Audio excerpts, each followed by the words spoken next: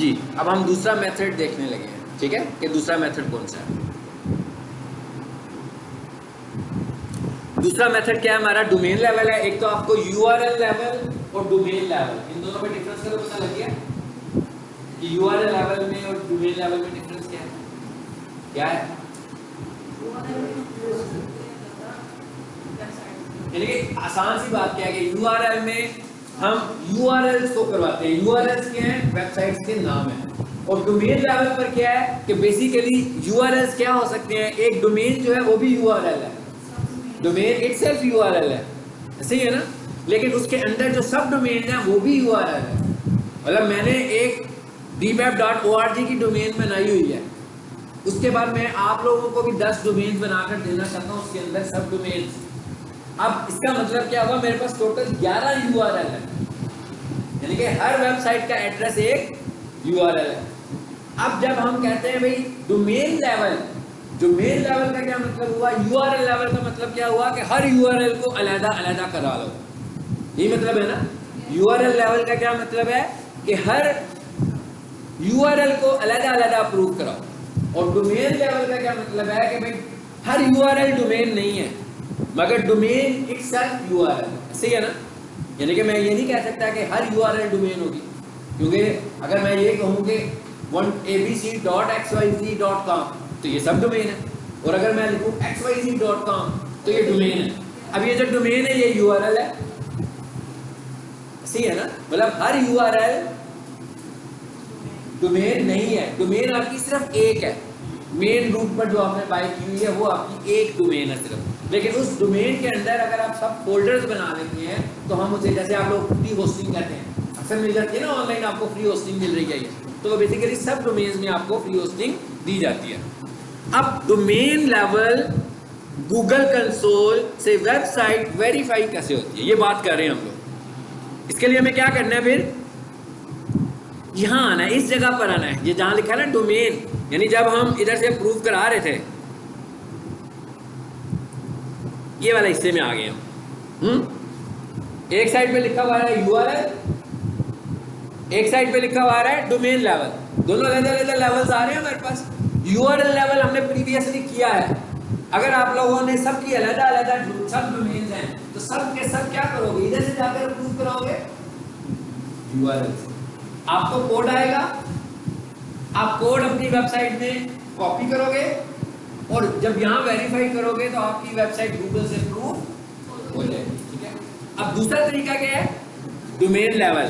Domain level में हमने सब डोमेन्स नहीं बतानी, बल्कि अपनी सिर्फ मेन डोमेन ही बता दी, यानी मैंने dpap.org को प्रूव करा लिया एक दफा, उसके बाद इसके अंदर जितनी भी सब डोमेन बनेंगी ऑटो अप्रूव होंगी, यानी उन्हें हमें मैनुअली अप्रूव कराने की जरूरत नहीं होगी, ठीक है। अब हम यहां पर आ रहे हैं और यहां आकर मैं लिखता हूं,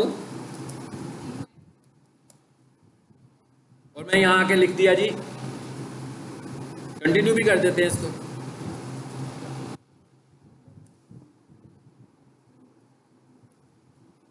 जी देखें जरा क्या हुआ है, ये कोड आ गया हमारे पास। क्या कह रहा है, कहता है sign in to your domain name provider GoDaddy और namecheap.com। अब ये उसने दो मशहूर जो होस्टिंग वाली कंपनीज हैं उनके नाम लेती हैं। कहता है भाई आप अपनी होस्टिंग के अकाउंट में जाओ, फॉर एग्जांपल जैसे GoDaddy का होस्टिंग अकाउंट है या Namecheap का होस्टिंग अकाउंट है, तो आपने क्या करना है, अपने होस्टिंग के अकाउंट को खोलना है। यानी कि अब हम सी पैनल में नहीं जा रहे हैं, बल्कि होस्टिंग में जाने को वो हमें कह रहा है। कहता है अपने होस्टिंग के अकाउंट में जाएं, उसके बाद क्या कहता है, copy the text record below text record, यानी कि आपने क्या करना है, जहां पर टेक्स्ट रिकॉर्ड लिखा होगा उधर आपने कॉपी कर देना है। किस हिस्से में, डीएनएस कॉन्फ़िगरेशन वाले हिस्से में। ये सिर्फ आपको इंफॉर्मेशन दे रहा हूँ, ये हम इम्प्लीमेंट भी नहीं कर पाएंगे ना, मैं आज तक इसे कभी करता हूँ यूज, हम हमेशा यूआरएल बेस्ड काम कर रहे होते हैं, ठीक है। उसके बाद क्या करना है, हमने कॉपी का बटन बना हुआ है, इसे कॉपी कर लेना आपने, कॉपी हो गया कोड। उसके बाद आपने क्या करना है, जैसे मेरे पास इस वक्त कौन सा होस्टिंग है, वेबसोल की होस्टिंग है, ठीक है ना। जैसे वो कह रहा था कि नेमचीप की होस्टिंग है या GoDaddy की है, कोई भी कंपनी हो सकती है जिसकी होस्टिंग आपके पास है। तो जैसे मेरे पास इस वक्त कौन सी होस्टिंग है जी, हाँ जी। इसके बाद उसने क्या कहा, कहता है आपने डोमेन्स में जाना है, ठीक है। अब अगर आप यहाँ देखें मुझे डोमेन नज़र नहीं आ रहे हैं तो मैं इधर से इसके पहले उधर जाऊँगा सी पैनल में और वहाँ पर मुझे डोमेन्स नज़र आएंगी। तो मैं फाइल मैनेजर पर या ऐड एंड डोमेन्स पर चले जाएं या फाइल मैनेजर पर चले जाएं, कहीं भी चले जाएं।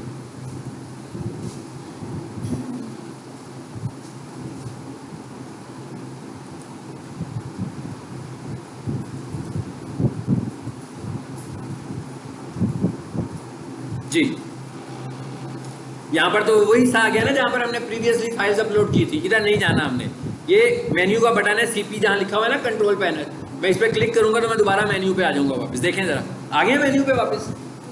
ये मेन्यू किसका खुला है? मैं आया कहाँ से हूँ? आया हूँ मैं वेबसोल से, है ना। अब दोबारा वेबसोल पे तो नहीं गया, मैं सी पैनल में वापस आ गया। हाँ, फाइल मैनेजर सी पैनल में होता है। वेबसोल का होस्टिंग अकाउंट मुझे लेकर आया फाइल मैनेजर में, मैंने कहा नहीं भाई मुझे सी पैनल के मेन्यू पे ले जाओ। अब मैं सी पैनल के बिल्कुल मेन मेन्यू पे आ गया हूँ। यहाँ से मुझे कहाँ जाना है? डोमेन्स पे। देखते हैं, आपने देखना डोमेन्स नजर आती है आपको कहीं? यार है डोमेन्स, लेकिन डोमेन्स पे नहीं जाना। यहाँ से हमने आगे से कहाँ जाना है? नहीं, इस दफा हमने सब डोमेन पे भी नहीं जाना। ये जहां पे माउस रखा हुआ है इधर क्या लिखा हुआ है? Zone editor. ठीक है, इस जगह पर आपको आना है जहां पर लिखा हुआ है जोन एडिटर। अगर मैं आपको वापस स्लाइड में लेकर जाऊं जी, उसने कहा ये कॉपी कर लो। ये देखिए आगे स्टेप सारे लिखे हुए हैं, लिखे हुए ना मैंने स्टेप्स। किसी पैनल में जाएंगे, डोमेन्स के अंदर हमें क्या नजर आएगा? जोन एडिटर नजर आएगा। जोन एडिटर में क्या आएगा? अपनी डोमेन को सिलेक्ट करें, लाजमी बात है डोमेन सिलेक्ट करेंगे तभी उसकी सब डोमेन लेवल आएंगे ना। ठीक है, उसके बाद क्या है? मैनेज। मैनेज के बाद क्या कह रहा है? Select option text from drop box और ऐड रिकॉर्ड करें। ऐड रिकॉर्ड का बटन जब आप दबाओगे तो आपको कोड मिला हुआ है, वहां पर आपने कोड को पेस्ट कर देना है। अब अगर फॉर एग्जाम्पल अभी मैं ये कर देता हूं तो क्या होगा? 48 आवर्स के लिए मेरी वेबसाइट स्लीप मोड पे चली जाएगी। यानी कि ये ऐसा टास्क है जो कि होस्टिंग कंपनी खुद करती है। इससे आपकी वेबसाइट का आईपी एड्रेस चेंज होना होगा। तो ये किस साइड से होगा? ये होस्टिंग की साइड से होगा। होस्टिंग वाले ये काम करेंगे। सो ये वाला काम आप जब करें, आपको जब वाकई ये काम करना हो और आप ये काम करने के फौरन बाद अपनी होस्टिंग कंपनी से भी रब्ता करें कि जनाब हम लोगों ने ये काम किया है, अब हमारी वेबसाइट डाउन हो गई है। ठीक है, तो कोशिश करके इसका टाइम जो उनका होता है 24 to 48 आवर्स का होता है कि दोबारा से आपकी वेबसाइट अप कब होगी? 24 से 48 घंटों के अंदर। ठीक है, फिर आप उनको एक ईमेल करोगे या कॉल करोगे। ठीक है, उसके बाद हो सकता है कि 24 की बजाय 8 घंटों में या 10 घंटों में आपकी वेबसाइट वापस लाइव हो जाए, क्योंकि उनकी टीम ने भी इस प्रोसेस पे काम करना होता है होस्टिंग वाली कंपनी में। ठीक है, लेकिन ये आपको मैं सिर्फ एक प्रोसीजर बता रहा हूँ। देखें आगे उसी जगह पे क्या कहा था उसने? अपनी डोमेन सिलेक्ट करो, यही कहा है ना? देखिए डोमेन्स आ रही है इस वक्त। फिर उसने क्या कहा था? मैनेज सिलेक्ट करो। सब कुछ लिखा हुआ आ रहा है ना यहाँ पे, सब चीजें आ रही हैं हमारे पास। और ये वाला काम भी मैं आपको एडवांस बता रहा हूँ, ये एसईओ वाला बंदा नहीं कर रहा ये काम। हम एसईओ वाला बंदा क्या कर रहा है? सर्च कंसोल अप्रूव करा रहा है। आप कहाँ हो इस वक्त? C panel. सी पैनल अलहदा से कोर्स होता है, बिल्कुल अलहदा से लोग कोर्स करवाते हैं। ठीक है, मैंने आपको ये देखें बीच में कवर करवा रहा हूँ कि आप एक एसईओ एक्सपर्ट हो तो आप जब तक चीज़ें आपकी ग्रिप में नहीं होंगी आप कुछ नहीं कर सकते। ठीक है, अगर हम ये कहेंगे यार सी पैनल आपने नहीं करना, ठीक है, आपसे रेलिवेंट नहीं है, फिर आप कैसे काम करोगे? एक एसईओ का बंदे को तो बार बार सी पैनल में आना है, साइट्स अपलोड करनी है। देखा ना मैंने वेबसाइट अपलोड की है, उड़ जाएगी फिर अपलोड करनी है। तो आपको सी पैनल में एक्सपर्टीज पैरेलल होनी चाहिए, जितनी हमें ज़रूरत है कम से कम उतनी ज़रूर होनी चाहिए। जी, उसके बाद क्या कहा उसने? देखिए क्या कहा उसने? ऐड रैकेट, यही कहा था ना? मैं कुछ भी नहीं करूंगा, मैं सिर्फ आपको यहां पे लेकर जाऊंगा और यहां पर आकर क्या करना है? मुझे पेस्ट करना है। और यहां पर क्या कह रहा है? IPv4 address. ये आपका आईपी एड्रेस है, ये आपको भी नहीं पता, ये गूगल को भी नहीं पता। ये आईपी एड्रेस किसने असाइन किया आपको? होस्टिंग कंपनी ने। इसका मतलब ये हुआ कि ये आईपी एड्रेस मुझे होस्टिंग कंपनी से लेना है। तो इसके लिए मुझे पहले उनसे बात करनी है कि जनाब मैं अपनी एक सर्च कंसोल से वेबसाइट अप्रूव करवा रहा हूँ। ठीक है, और वेबसाइट कैसी अप्रूव करवा रहा हूँ? डोमेन लेवल वेबसाइट अप्रूव करवा रहा हूँ। वहाँ पर कोड तो मेरे पास मौजूद है, मगर आईपी मेरे से वो पूछ रहा है काइंडली मुझे आईपी भेज दें। ठीक है, तो ऐसा नहीं है कि मैं उन्हें फ़ोन करूँगा तो कहीं हाँ जी पेंसिल पकड़ लिखी अपना आईपी। ऐसे तो नहीं होगा।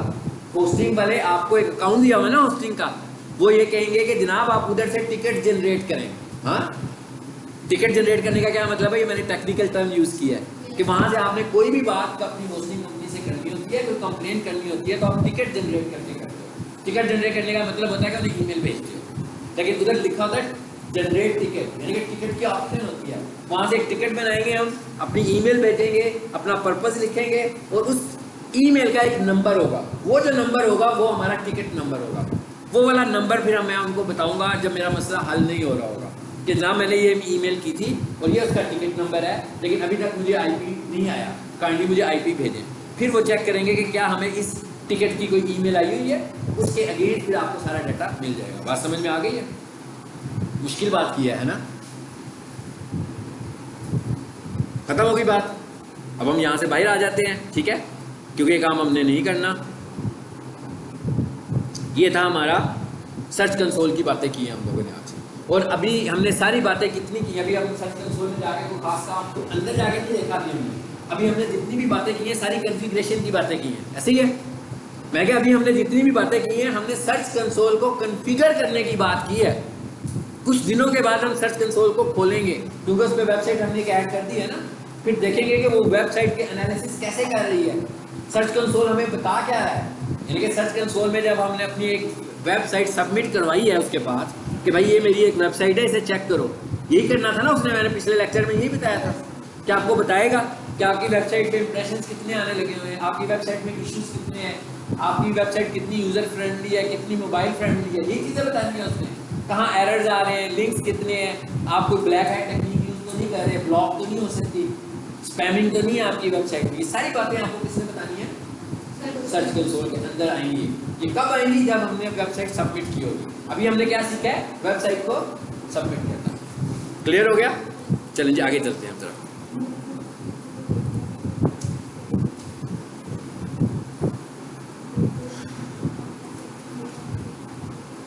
अच्छा, एक छोटा सा टॉपिक करते हैं और उसके बाद फिर ऑन साइट एसईओ को एक दफा फिर गो थ्रू करके एंड करेंगे। जी, ये क्या लिखा हुआ है जी? कैनोनिकल टैग्स, ठीक है, हेडिंग पे लिखा हुआ है ना कैनोनिकल टैग्स।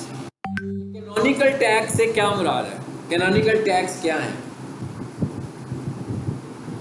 हमारी एक वेबसाइट है, अपनी ही एक वेबसाइट है, और हमारी वेबसाइट के जो मुख्तलिफ पेजेस हैं उसके अंदर क्या हुआ है कि डाटा डुप्लीकेट हुआ है। यानी मेरा एक होम का पेज है, एक अबाउट अस का पेज है, एक गैलरी का पेज है, एक आर्टिकल का पेज है, एक कॉन्टैक्ट अस का पेज है। तो हुआ क्या हुआ है, एक पेज है मेन होम पेज, उसके अलावा जो सब पेजेस हैं, सब पेजेस पे भी कुछ डाटा ऐसा है जो होम पेज पर भी मौजूद है। यानी इसका मतलब क्या हुआ कि हम ये कह रहे हैं, अब हम डुप्लीकेशन क्या कह रहे हैं, अपनी वेबसाइट के ऊपर डुप्लीकेशन कह रहे हैं। ऐसे ही है, हम किसी और जगह पर डुप्लीकेशन की बात नहीं कर रहे। हम ये नहीं कह रहे कि हम किसी और की वेबसाइट का डाटा यूज कर रहे हैं, ये नहीं कह रहे। हम क्या कह रहे हैं कि हमारा ही डाटा हमारे ही टैब्स पर डुप्लीकेट हुआ है। अब इसका नुकसान क्या है, मतलब इससे क्या प्रॉब्लम क्रिएट हो सकता है? इससे प्रॉब्लम ये क्रिएट होगा कि क्रॉलर को भी तो ये बताना पड़ेगा कि भाई ये जो डाटा आपने लिखा है और एक ही तरह का डाटा आपने मुख्तलिफ पेजेस में लिख दिया है, अब क्रॉलर किस डाटा को मास्टर डाटा समझे, यानी कि वो किसको समझे कि भाई असल वाला कौन सा है और डुप्लीकेट वाला कौन सा है? क्या होम पेज वाला असल है कि जो अबाउट अस पे पड़ा हुआ है वो असल है? बात समझ में आ रही है क्या कह रहा हूं मैं? अब ये बात किसकी हो रही है? ये अदर वेबसाइट्स की बात नहीं हो रही, ये यूनिक कंटेंट की बात नहीं हो रही कि भैया आपकी वेबसाइट दूसरे वेबसाइट से यूनिक होनी चाहिए। हम कह रहे हैं हमने अपनी वेबसाइट पे जो लिखा है, क्योंकि ऐसा अक्सर होता है एक वेबसाइट पर कि आपका कंटेंट कॉपी हो जाता है, यानी कि आपके कंटेंट की रिक्वायरमेंट होती है कि आपको उस पेज पर भी वही बात लिखनी पड़ती है। तो वो ये कह रहा है कि इस तरह करें, फिर आप बता दें, क्रॉलर को बता दें कि ये वाली जो टेक्स्ट है ये ओरिजिनल है और ये वाला कॉपी है, ताकि जब क्रॉलर आएगा तो वो सिर्फ एक को ही मास्टर समझे, यानी कि उसको ये कंफ्यूजन ना हो कि भाई ये अबाउट अस वाले को मुझे रैंक करना है कि होम पेज वाले को मुझे रैंक करना है, मुझे किसको रैंक करना है। ये बताने के लिए हम क्या यूज करते हैं? कैनोनिकल टैग्स इस्तेमाल करते हैं। समझ आए कैनोनिकल टैग क्या होता है? पहले समझ में आ गया कैनोनिकल टैग होता क्या है? यानी कि हम क्या कह रहे हैं? हम कह रहे हैं कि भाई ये जिस पेज पे मैं काम कर रहा हूं, इस पेज में पार्टली डुप्लीकेशन है या मुकम्मल तौर पर डुप्लीकेशन है मेरे ही एक और पेज की। यानी ये बात जाकर कहनी कहां पर है, उस पेज पे कहनी है जिसको मैं ये सपोज कर रहा हूं कि ये डुप्लीकेट है। मतलब मेरा एक होम पेज है, होम पेज पे बहुत सारा कंटेंट है, उस कंटेंट में से एक पैराग्राफ है जो मैंने अबाउट अस में भी यूज किया। अब जब पेज रैंक हो रहा होगा तो उस पैराग्राफ की वजह से क्रॉलर को एक कंफ्यूजन होगा कि इसमें से ओरिजिनल कौन सा है, क्या होम पेज पे जो डाटा पड़ा है वो असल वाला है कि जो अबाउट अस पे डाटा पड़ा हुआ है वो असल वाला है। तो हम क्या कह रहे हैं, बेसिकली हम क्रॉलर को रीट्रैक कर रहे हैं कि भाई ये वाले समय पर ये जो 4 लाइनें तुम्हें नजर आ रही हैं बेसिकली ये हमने कॉपी की है। कहां से? अपने ही होम पेज से कॉपी की। नहीं, इसका प्लेजरिज्म से कोई ताल्लुक नहीं। इससे ये है कि अगर हम इस तरह नहीं करेंगे तो वो कंफ्यूज होगा और हमारा कोई भी पेज प्रॉपर्ली क्रॉल नहीं होगा। लेकिन हम कॉपी आप अगर रिमूव कर दे नहीं है, लेकिन हो सकता है ऐसी रिक्वायरमेंट हो। मिसाल के तौर पर जैसे कोर्सेज है, कोर्सेज वाला जो कंटेंट है वो हमारा होम पेज पर भी है और कोर्सेज का एक अलग से पेज बना हुआ है जिस पर डिटेल आ रही है सारी चीजों की। वहां पर तो हमने सिर्फ 4 लाइनें लिख दी है ना। ये तो नहीं है ना कि हम ये कहेंगे भाई उसको हम कोर्सेज में ही रहने देते हैं, होम पे नहीं लाते। अगर हम उसे होम पे नहीं लाएंगे तो इसका नुकसान क्या होगा, हमारा कंटेंट मिस हो जाएगा, यूजर मिस हो जाएगा हमारा, वो समझेगा कि इनके पास तो ये चीज है ही नहीं है। सो इस तरह करने के लिए हमें कैनोनिकल टैग्स लगाने पड़ते हैं। कहां पर? उन पेजेस पर जिन्हें हम सपोज करते हैं कि ये कॉपी पेजेस है। अब कॉपी पेजेस का मतलब ये नहीं है कि 100% कॉपी, मतलब बिल्कुल फोटो कॉपी की बात भी नहीं हो रही है। हाँ, पार्टली कॉपी की बात कर रहे हैं हम। फोटो कॉपी तो करना ही नहीं आपने, फोटो कॉपी करके क्या फायदा हासिल कर लेंगे हम लोग, ठीक है, दूसरा का कोई फायदा नहीं है ना, वो तो रैंक ही नहीं करेगा। अब आपको समझ में आया ये क्या चीज़ है? अब अगर मैं ये कहता हूँ कि मैं हमारी एक एंट्री टेस्ट प्रिपरेशन की एक वेबसाइट है और उसके अंदर एक होम का टैब बना हुआ है और एक बना हुआ है एंट्री टेस्ट कोर्सेज का टैब। एंट्री टेस्ट कोर्सेज में क्या लिखा हुआ है, हमने डिटेल्स लिखी हुई है, हर कोर्स का नाम, डिटेल, तस्वीर, वीडियो, कंटेंट सब कुछ है। लेकिन होम पेज के ऊपर हमने एक मुख्तसर सी इंफॉर्मेशन दे दी है। अब 4 लाइनें ऐसी हैं जो कि होम पेज पे भी नजर आ रही हैं और एंट्री टेस्ट वाले पेज पे भी नजर आ रही हैं। अब हमें क्या करना है, अब हमें रैंक करवाना है होम पेज को, ऐसे ही है ना। तो इसका मतलब क्या हुआ कि हम एंट्री टेस्ट वाले पेज पे जाकर कैनोनिकल टैग लगा देंगे और उस कैनोनिकल टैग में जाकर ये इंफॉर्मेशन दे रहे होंगे कि भाई ये जहां पर हम मौजूद हैं ये कॉपी है, असल वाला जो है वो दूसरा है।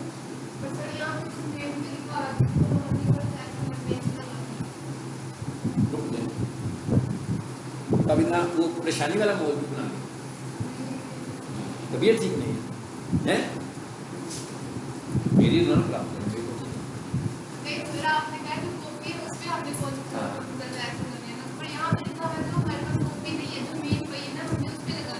उसको रीडायरेक्ट करना, उसको हम कह रहे हैं वो मास्टर है। लगना किसके ऊपर है, जहां कॉपी है, यानी कि कॉपी के ऊपर मैं आकर कह रहा हूं, यानी कि मैंने किसी का कंटेंट यूज किया हुआ है, मैं कहता हूं भाई ये वाला जो हिस्सा है ना ये मेरा नहीं है, ये किसका है, उसका नाम लूंगा। अभी वो जो बात आप पूछ रही हो मैंने अभी डिस्कस नहीं किया, वो मैंने आगे डिस्कस करनी है, ठीक है। अभी मैं आपको सिर्फ कॉन्सेप्ट दे रहा हूँ कि व्हाट इज कैनोनिकल और लगना कहाँ है, बस ये 2 बातें बता रहा हूँ कि कैनोनिकल क्या है और इसने कहाँ लगना है। ये तो पता लग गया कैनोनिकल क्या है कि भाई उस वक्त इसका, अगर आपकी वेब पेज में नहीं है कैनोनिकल, भाई नहीं है डुप्लीकेशन, क्यों परेशान हो रहे हैं, नहीं लगेगा ना, ये तो उसी वक्त लगेगा ना जब डुप्लीकेशन होगी। अगर आपको 100% यकीन है कि आप हर पेज अलग यूनिक ही बना रहे हो, ऐसा नहीं होता, कैनोनिकल टैग्स लगे होते हैं, डाटा होता है डुप्लीकेट, ठीक है, तो फिर तो हमने इसको यूज ही नहीं करना, ये तो उसी वक्त यूज करना है जब कैनोनिकल की जरूरत पड़ेगी। और यूज कहां पर होगा, डुप्लीकेट पेज पर होगा और डुप्लीकेट पेज के हेड पे यूज होगा और वहां पर हम बताएंगे उसको कि भाई असल वाला पेज ये है। कैसे बताएंगे ये भी मैंने नहीं बताया, ये भी आपको बताने जा रहा हूं मैं जी।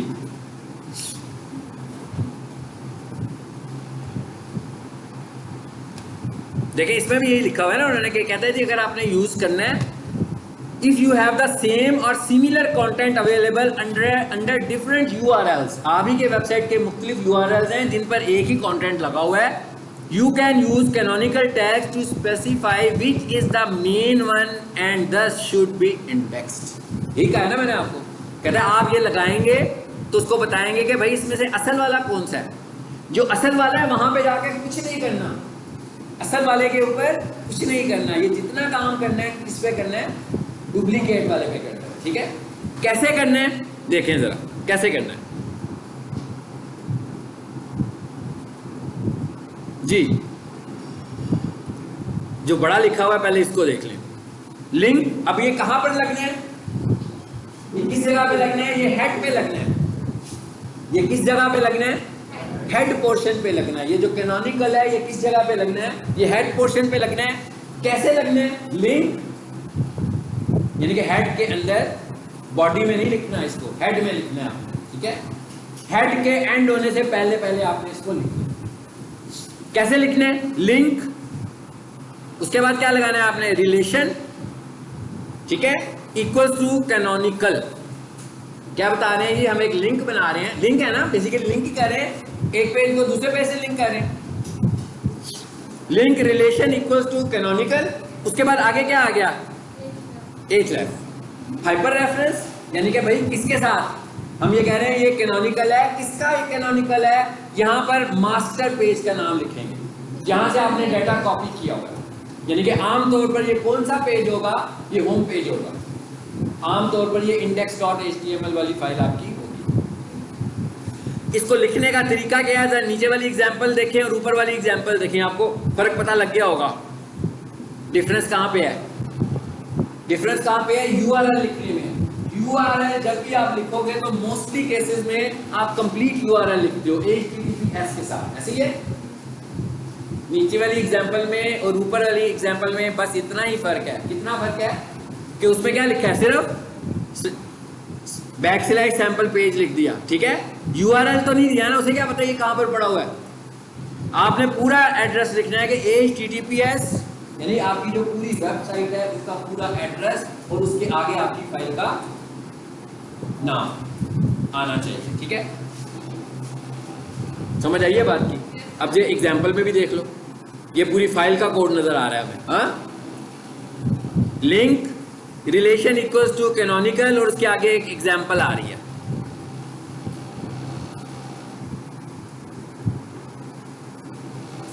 जी, समझ में आ गया कैनोनिकल क्या होता है,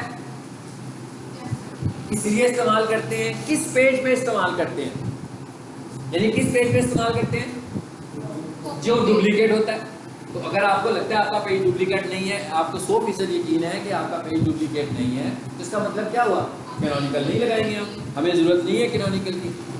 ठीक है ना, और बेसिकली कर क्या रहे हैं हम, क्राउलर को रिट्रैक्ट कर रहे हैं ना।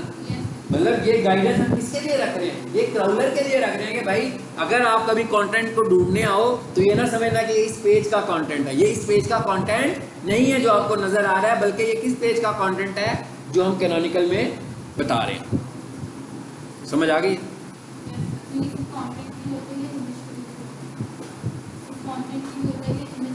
इमेज के लिए भी होगा, बिल्कुल। अगर आपका इमेज भी कॉपी हुआ है आप ही के पेज से, ठीक है, तो आप फिर भी कैनोनिकल यूज करते हैं। ठीक है, इमेज ऑप्टिमाइजेशन होती है ना, मतलब वो भी तो ऑप्टिमाइज हो रहा है, जो जो चीजें ऑप्टिमाइज हो रही हैं उन सबके लिए।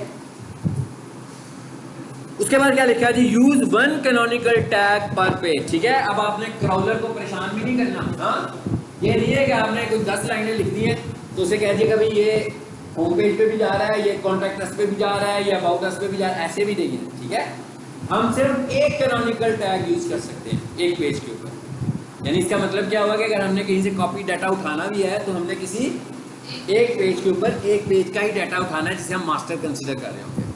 यानी हम यूं नहीं कह सकते कि मेरी वेबसाइट में 5 टैब्स बने हुए हैं, ठीक है, तो एक को तो मैं माइनस कर लेता हूँ, बाकी बच के 4। तो अब ये नहीं है कि मैं 4 कैनोनिकल टैग लगा लूँ कि भाई इसका ये यहाँ से भी डाटा कॉपी है, यहाँ से भी डाटा कॉपी है, यहाँ से ये कंफ्यूज नहीं करना। क्रोलर को भगाते नहीं फिरना कि भाई तुम भागते रहो, कभी उधर चले जाओ कभी उधर चले जाओ, बल्कि उसको हमने एक वक्त में सिर्फ अलाउ कितने कैनोनिकल हैं, एक वक्त में सिर्फ एक कैनोनिकल अलाउ है। अब जब हम एसईओ चेक करेंगे और आप देखिएगा कि एसईओ चेक में इसके मुतालिक भी आपसे कहता है कि आपने कैनोनिकल यूज नहीं किया हुआ। लिस्ट में जाकर देखिएगा कोई वेबसाइट को अगर तो किसी के अंदर कैनोनिकल इस्तेमाल नहीं होगा और उसमें पार्टली हल्की सी भी डुप्लीकेशन होगी तो वो कहेगा कि आपका कैनोनिकल मिसिंग है, लगाएं। यानी कि वो आपको गाइड करेगा कि आपको कैनोनिकल इसमें लगाना है अपनी एसईओ को इम्प्रूव करने के लिए। ठीक हो गया? ये एग्जांपल आ रही है नीचे, ये सही एग्जांपल लिखी हुई है जो आपने लिखी है। किस पोर्शन में लिखना है इसको? हेड पोर्शन में लिखना है। ये कहां पर बात हो गई है? HTML में। मैं क्या HTML के रेफरेंस से बात हो गई कि HTML फाइल में कहां आएगा, उसमें तो आप खुद भी लगाएंगे, अपनी अपनी वेबसाइट पे भी लगाओगे HTML में। अब दूसरी तरह की जो वेबसाइट्स हैं हमारे पास वो कौन सी हैं? CMS। CMS का मतलब क्या होता है, कौन बताएगा? मैं बड़ा इस्तेमाल करता हूँ वैसे क्लास में। कंटेंट मैनेजमेंट सिस्टम, ऐसी वेबसाइट जो CMS बेस्ड है, जिसकी एग्जांपल आपके पास वर्डप्रेस है, ठीक है? उसके अंदर ये कैसे लगेगा, ठीक है? अच्छा, एक चीज समझ लीजिएगा, वर्डप्रेस की वेबसाइट में भी कोडिंग है, ये ना समझें कि उसमें कोडिंग नहीं, उसमें भी कोडिंग है। उसमें कोडिंग कहाँ जाएंगे हम? वर्डप्रेस में अपीयरेंस आपको नजर आएगा, देखते हैं इस तस्वीर में नजर आ रहा है अपीयरेंस, आ रहा है नजर, आ रहा है नजर अपीयरेंस, ये अपीयरेंस नजर आ रहा है हमें यहाँ पे। अपीयरेंस से हम जाएंगे, जब इस पर क्लिक करेंगे ना, इसके अंदर ऑप्शन आ रही होगी थीम एडिटर, इसके अंदर ऑप्शन होगी थीम एडिटर। जब आप उसे खोलोगे ना, वो बड़ी खतरनाक जगह है, ठीक है? वहां से आपकी वर्डप्रेस की साइट, अगर आपको बिल्कुल वर्डप्रेस नहीं समझ में और जाते ही आपकी किसी के पास वर्डप्रेस की साइट भी हो और उसका थीम एडिटर खोले और उसमें कुछ उससे गलती से चेंज हो जाए, तो आपकी वेबसाइट का थीम खराब हो सकता है। थीम खराब होने का मतलब वेबसाइट गई। तो थीम एडिटर को यूज करते हुए आपने कॉमन सेंस यूज करनी है कि आप थीम एडिटर में जा के रहे हो, कम से कम चीज़ों को देखते रहो, सेव ना करो। हाँ, पहले मरले में सिर्फ चीज़ों को देखें, इसलिए कि वहाँ कोडिंग है।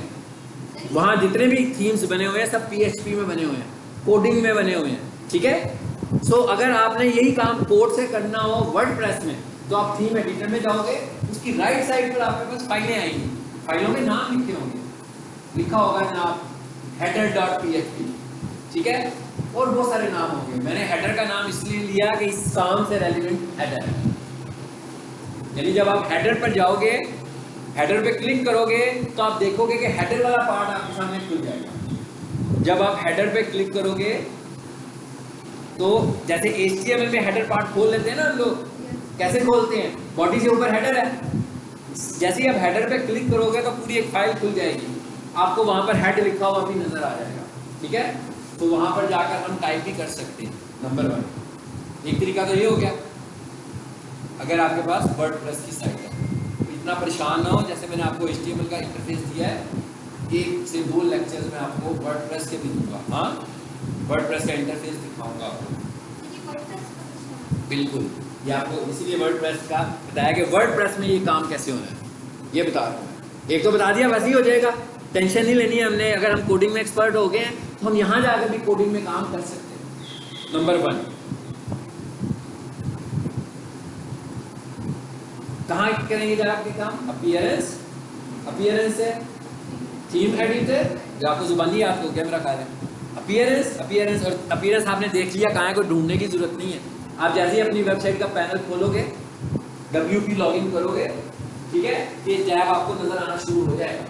तो यहाँ पर अपीयरेंस लिखा होगा, इसके अंदर थीम एडिटर आ रहा होगा।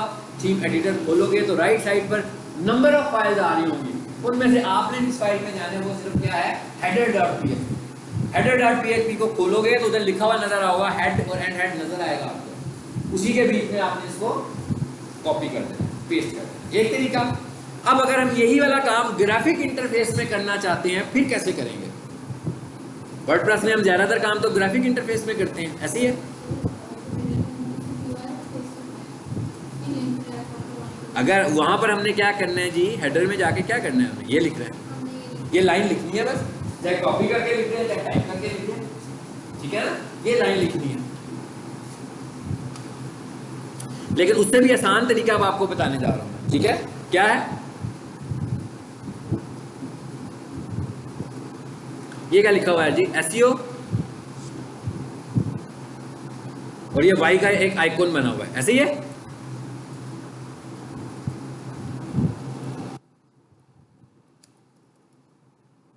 मैंने कुछ टाइप किया,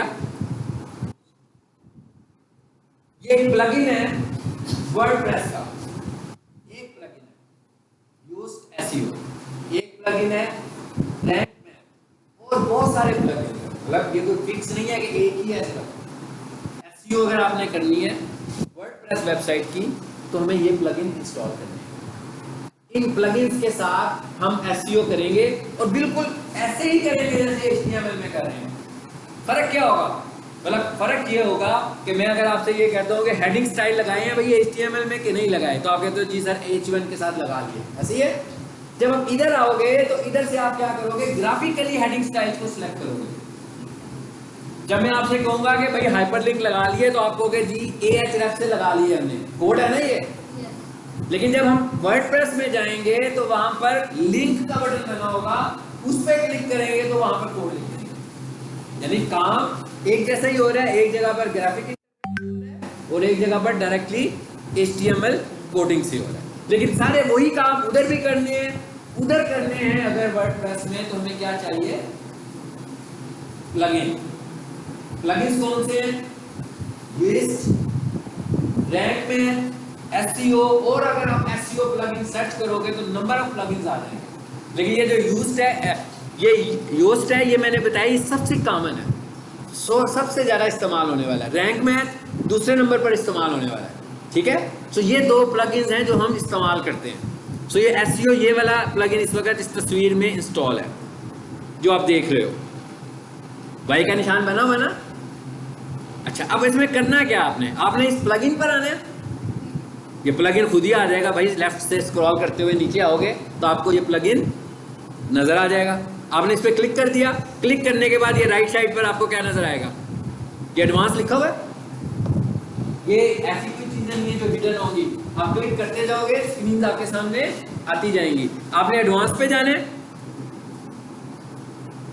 और ये क्या लिखा हुआ है, कैनोनिकल टैग लिखा हुआ है। बस यहाँ पर जाकर आपने वो ये लिखा होगा, नीचे आपने आकर अपनी बता देनी है वेबसाइट कि किस वेबसाइट के साथ ये कैनोनिकल टैग कर रहे हो। क्लियर हो गया? बस ये एक आखिरी टॉपिक है इसके अंदर, और क्या है ये,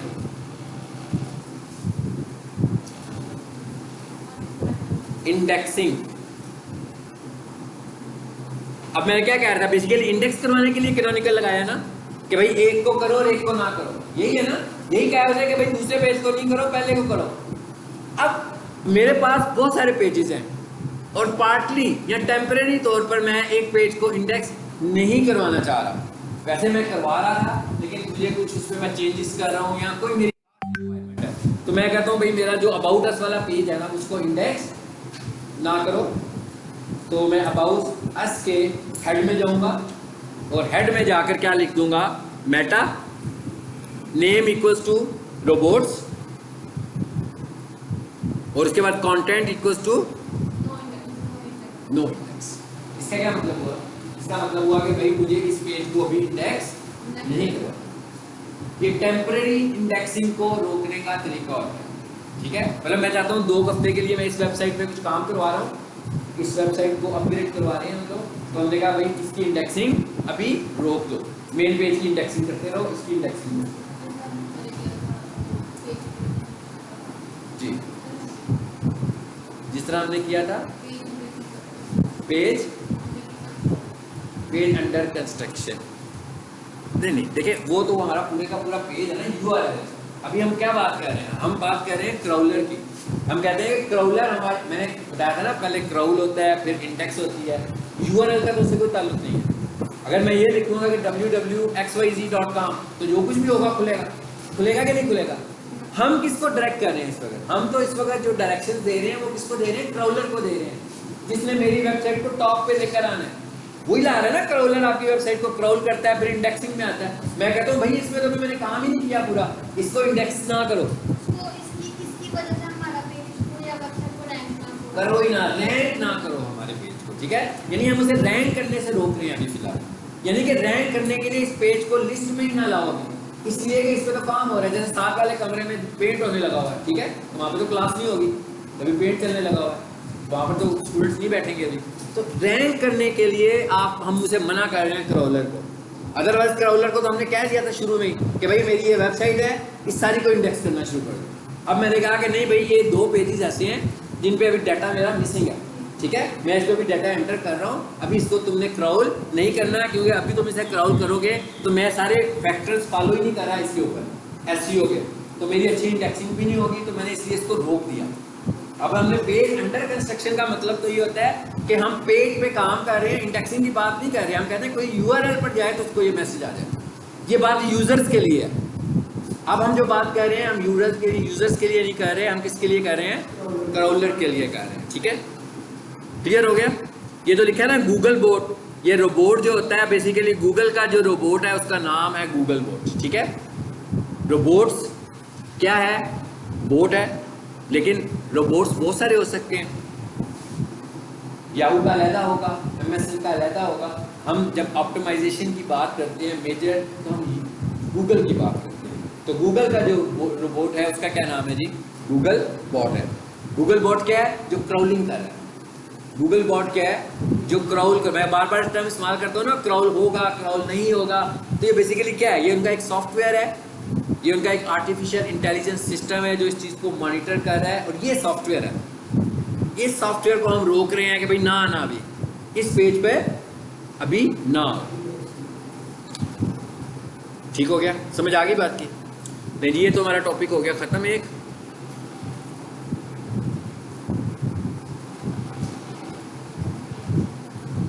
अब हम बात कर रहे थे रोबोट की, अब हम आगे सीधे रोबोट्स पे टॉपिक पे लेके हाँ, कि रोबोट्स का टॉपिक क्या है और रोबोट्स है क्या। जब मैं आपसे कहता हूँ कि आपकी वेबसाइट ने क्राउल होना है और आपकी वेबसाइट क्राउल होने के बाद इंडेक्स होगी, तो इसका मतलब क्या होगा कि गूगल का गूगल बॉट जो है वो आपकी वेबसाइट के ऊपर चले फिरेगा और देखेगा। इसकी मैंने एग्जांपल बड़ी दफ़ा दी हुई है आपको, क्या है ना, बड़ी दफ़ा दी है ना, क्लासरूम से भी दी हुई है कि क्या होता है क्राउलिंग क्या होती है और इंडेक्सिंग क्या होती है। अब हम जो क्राउलिंग करवा रहे हैं, अब गूगल को कैसे पता लगेगा कि भाई मेरी एक वेबसाइट है उसके अंदर 5 पेजेस हैं, और दूसरी तरफ मैं कहता हूँ मेरी एक वेबसाइट है उसके अंदर 1000 पेजेस है। अब गूगल के 1000 पेजेस को क्राउल करेगा। याद रखिएगा कि जो क्राउलर होता है ऐसे नहीं है, फारिग नहीं है वो कि आप ही की वेबसाइट पे बैठा रहेगा वो, ठीक है। उसका एक बहुत नॉमिनल टाइम होता है किसी एक वेबसाइट के लिए, जिस पे उस वेबसाइट को आता है, क्राउल करता है और चला जाता है, जिसको हम बोलते हैं क्राउल बजट। यानी हर क्राउलर का एक क्राउल बजट होता है वेबसाइट के हिसाब से, वेबसाइट की लेंथ के हिसाब से। ये क्राउल बजट कितना होता है ये कोई स्पेसिफिक नहीं है, मतलब ये हम नहीं कह सकते कि उसने 10 सेकंड आपकी वेबसाइट पर रहना है, आधा घंटा रहना है, घंटा रहना है, इतनी देर तो रहेगा भी नहीं, मतलब कितनी देर वो आपकी वेबसाइट पे रहेगा वो आपकी वेबसाइट के कंटेंट के हिसाब से खुद डिसाइड करेगा कि मुझे आपको कितना क्राउल बजट देना है। तो इसका मतलब क्या हुआ कि हमें बताना पड़ेगा ना फिर कि भाई ये मेरी वेबसाइट है, इसके ये सब इनको क्राउल करो, ऐसे ही है, यही बात कर रहे हैं अभी भी हम। इससे पहले भी तो यही बात की कि भाई इसको क्राउल करो, इसको क्राउल ना करो, यही कहा ना मैंने कि इसको मुझे क्राउल नहीं करवाना। इसके लिए मुझे बनानी पड़ती है एक फाइल, और उस फाइल को हम बोलते हैं रोबोट्स। फाइल का नाम है robots.txt, फिक्स नाम, पहले से ही डिसाइडेड नाम है, अपनी मर्जी से नहीं लिख सकते। जैसे हमारी होम पेज होती है जो वेबसाइट का, उसका क्या नाम है, index.html, फिक्स नाम है ना, चेंज तो नहीं कर सकते। यानी ऐसे तो नहीं है मैं लिखूँ ali.html तो मेरी वेबसाइट चल पड़ेगी, कभी भी नहीं चलेगी। मुझे अपनी फाइल का नाम रखना ही रखना है, क्या रखना है, index.html। इसी तरह आपकी जो रोबोट्स की फाइल है उसका हमें क्या नाम रखना है, परमानेंट robots.txt। ये एक ही फाइल होती है और ये मेन रूट पर अपलोड होती है, मेन रूट, वेबसाइट के मेन रूट पर अपलोड होगी। लेकिन आपकी सब डोमेन्स हैं तो आपकी सब डोमेन के साथ अपलोड होगी। अदरवाइज अगर मेरी एक वेबसाइट है तो उसके मेन रूट पर अपलोड होगी। मेन रूट से क्या मुराद है, एक रूट है पब्लिक HTML, ऐसे ही है, कल दिखाया था ना आपको, जहाँ पर वेबसाइट अपलोड होती है, और पब्लिक HTML से बैक पर जो स्पेस है वो कौन सी होती है, उसे हम बोलते हैं मेन रूट। यानी पब्लिक HTML में चले गए तो फोल्डर में आ गए, उससे एक स्टेप पीछे आएंगे तो वो क्या है, वो मेन रूट है हमारी वेबसाइट का जी। A robots text is a text file that resides in the root directory of your website। यानी ये कहाँ पर होगी? आपकी वेबसाइट की रूट डायरेक्टरी में होगी। रूट डायरेक्टरी का क्या मतलब है? Main website. समझ आ रहा है कि नहीं समझ आ रहा क्या कह रहा हूँ किसी को?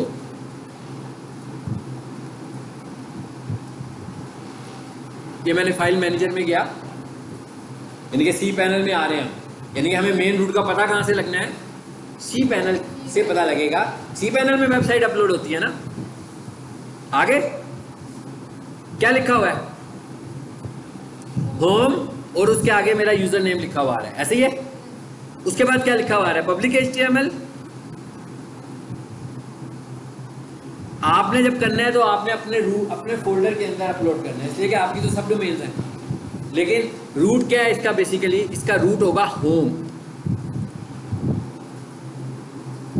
ये वाली जो लोकेशन आपको नजर आ रही है, अगर मैं इधर आ जाऊं तो अब देखें क्या हो गया, क्या हुआ? चेंज हो गया। यहां पर क्या लिखा हुआ आ रहा है? Public HTML।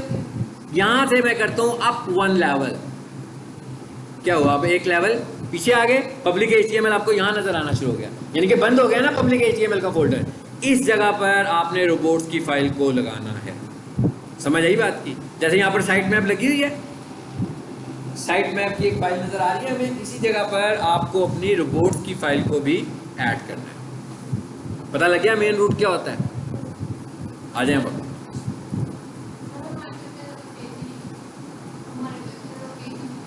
तो मैंने क्या कहा आपको कि आपने अपनी सब डोमेन के फोल्डर में लगाना है। जितने भी होंगे उतने ही लगाना है, चाहे 2 हो, चाहे 10 हो, चाहे 1 हो, फिर भी बताना है ना उसको कि भाई क्या करना क्या है तुमने इसके साथ। आ जाए आगे।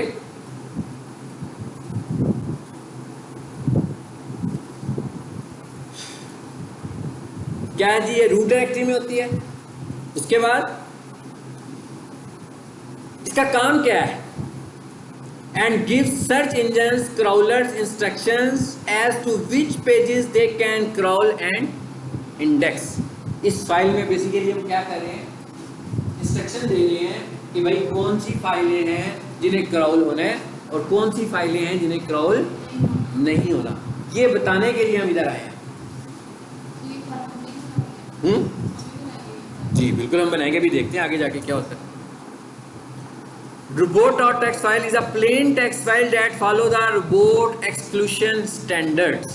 robot exclusion standards का क्या मतलब है कि भाई ये एक टेक्स्ट फाइल है और टेक्स्ट फाइल की सूरत में आपने बताना है कि क्या इंक्लूड करना है, क्या एक्सक्लूड करना है। मिसाल के तौर पर मैं ये कहता हूँ कि मैंने अपने मेन रूट पर एक फोल्डर रखा हुआ है इमेजेस के नाम से, या एक फोल्डर रखा हुआ है मैंने अपलोड के नाम से या वीडियोस के नाम से, क्योंकि मैंने वैसे ही मेरे पास स्पेस थी तो मैंने कहा चलो यहाँ पर सेव ही कर लेते हैं जगह।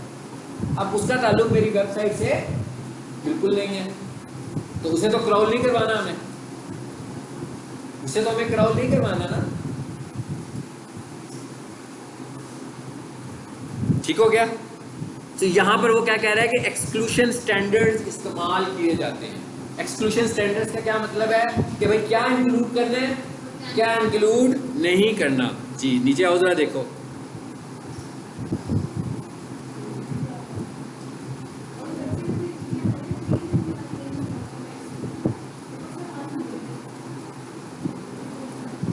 जी ये स्क्रीन देखें,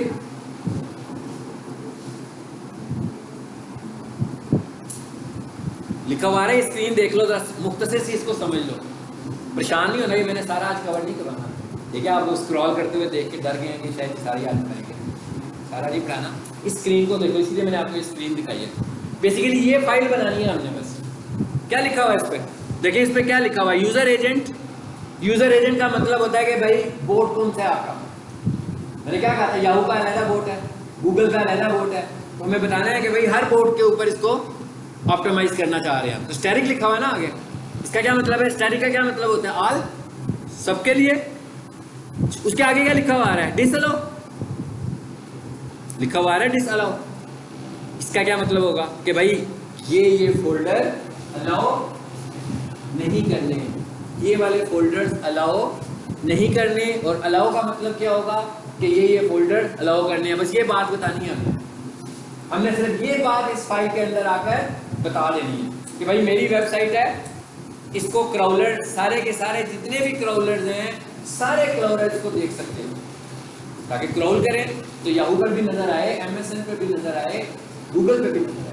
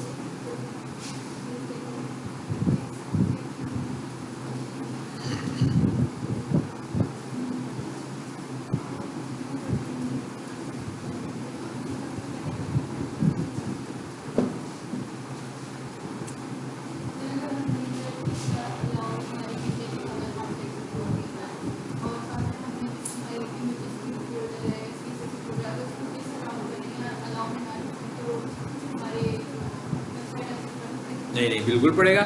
जो चीज़ें आप ऑप्टिमाइज़ कर रही हैं उन सबको हमने अलाउ करना है, ठीक है। आप हम मैंने आपको सब हौसला देने के लिए बताया कि इसको देख लें। ये बेसिकली ये फाइल है, ये कोई बहुत कॉम्प्लिकेटेड फाइल नहीं है।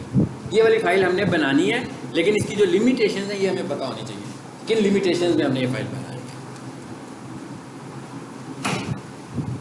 जी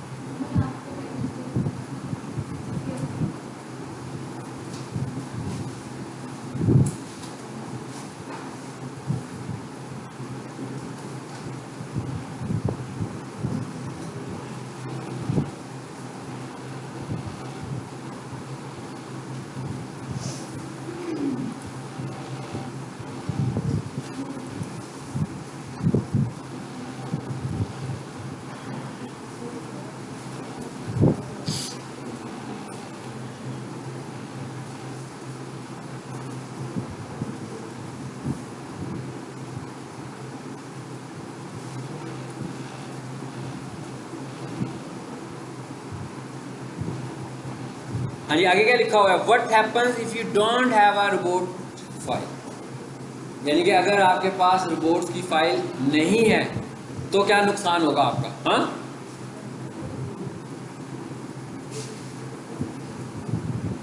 अगर आप रोबोट्स फाइल मेंशन नहीं करेंगे तो क्राउलर क्या समझेगा कि आपके पब्लिक अवेलेबल फोल्डर में जो कुछ भी पड़ा हुआ है, यानी कि आपके रूट पे जो कुछ भी पड़ा हुआ है आप सब क्राउल कराना चाह रहे हैं, लेकिन उसके पास तो क्राउल बजट है, थोड़ी देर के लिए आया ना, उसके बाद उसने चले जाना है।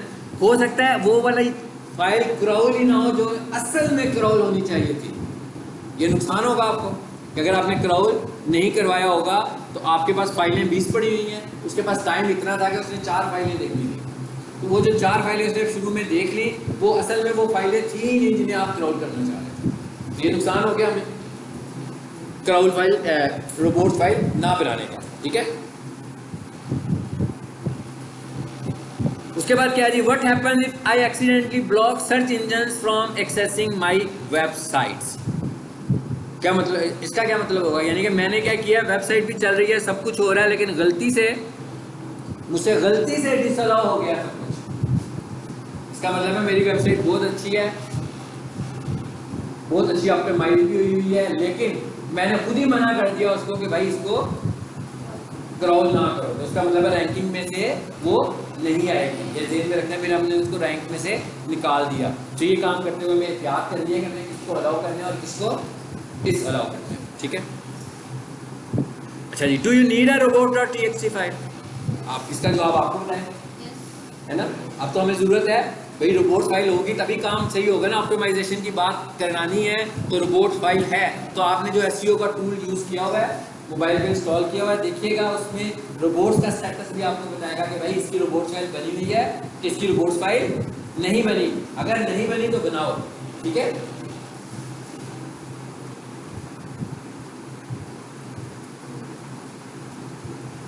जी, why use are robots file, ये भी मैंने मेरा ख्याल बता ही दिया आपको। To block search engine from accessing specific pages और डायरेक्टरीज ऑफ योर वेबसाइट। अच्छा, अब आपने रोबोट्स टेक्स्ट फाइल क्या करना है समझने के लिए आपने मुख्तलिफ वेबसाइट्स की जाकर रोबोट फाइल देखनी है। ठीक है, क्या तरीका है देखने का? सिंपल सा तरीका है, जैसे फेसबुक है, आपने इसकी रोबोट फाइल देखनी है, facebook/robots.txt। देखिए ये मैं आपको अभी दिखा देता हूँ।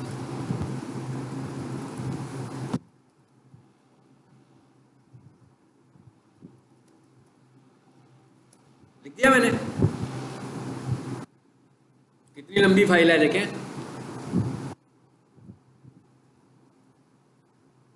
आपकी इतनी बड़ी नहीं होगी, ठीक है। फेसबुक सोशल मीडिया का प्लेटफॉर्म है ना, तो इसने जो जो बनाया हुआ बहुत सारी चीजें हैं जिसको उसने डिसअलाउ किया हुआ है और बहुत सारी चीजें हैं जिसको उसने अलाउ किया हुआ है। ठीक है, सो आप ये समझ सकते हैं यहाँ से आकर के क्या क्या चीज वो अलाउ करवा रहा है और क्या क्या चीज वो डिसअलाउ करवा रहा है, और कौन कौन से यूजर एजेंट को। यूजर एजेंट क्या है भाई? मैं कहता हूँ याहू का क्राउलर जो है वो भी देखें, मैं चाहता हूँ माइक्रोसॉफ्ट का क्राउलर भी देखें, मैं चाहता हूँ गूगल का क्राउलर भी देखें। हर किसी का क्राउलर अलग है, गूगल का बोट अलग है, याहू का बोट अलग है और माइक्रोसॉफ्ट का बोट अलग है। तो जब मैंने लिख दिया यूजर एजेंट कॉलन स्टैरिक, इसका क्या मतलब हुआ कि भाई जितने भी बोट्स हैं सारे के सारे मेरी वेबसाइट को क्रॉल करें। समझ आई बात की? यानी कि ये लाइन तो स्टैंडर्ड हो गई कि नहीं हुई? मैं कह ये लाइन तो आपने जब भी रोबोट्स की फाइल बनानी है ये लाइन लिखनी है। चलिए अब जरा कोई आसान सी फाइल खोल लेते हैं।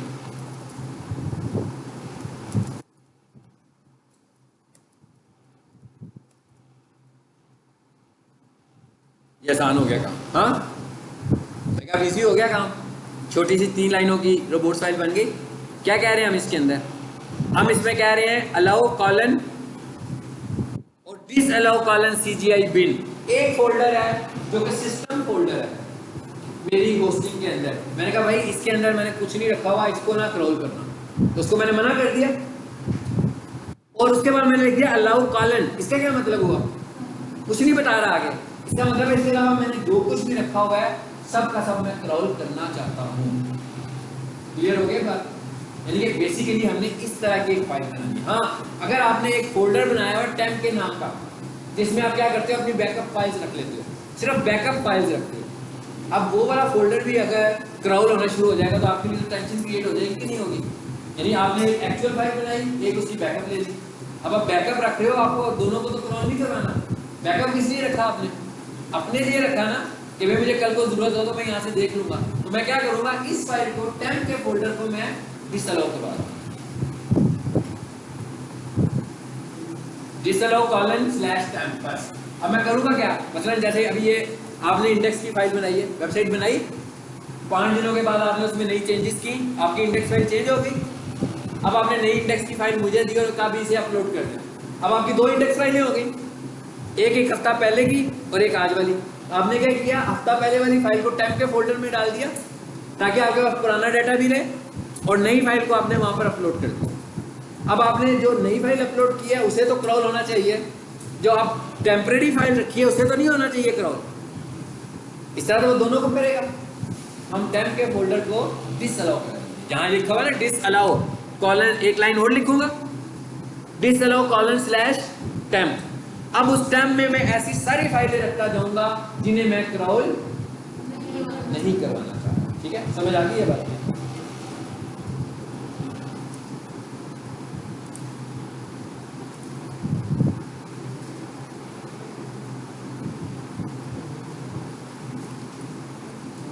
चले अब आप सांस लो। मैं क्या सांस ले ले, इसको हम नेक्स्ट टाइम पूरा करेंगे।